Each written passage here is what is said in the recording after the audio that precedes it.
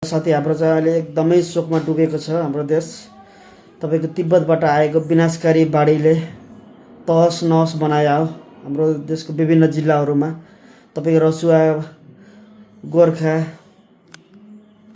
धादिङ, चितवन हुँदै आएको विनाशकारी बाढीले तहस नहस बनायो साथीहरू। ब्याङ्कहरू छैन, विभिन्न सङ्घ संस्थाहरू छैन, घरहरू बडामबुडुब ढलेछ साथीहरू।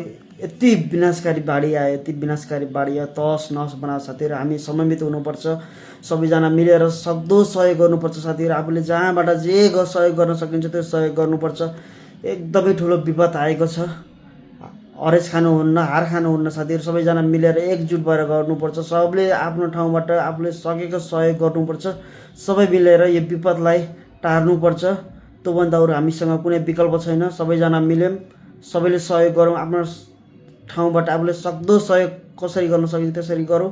सबैजना मिलेर उठ्नुपर्छ, जुट्नुपर्छ।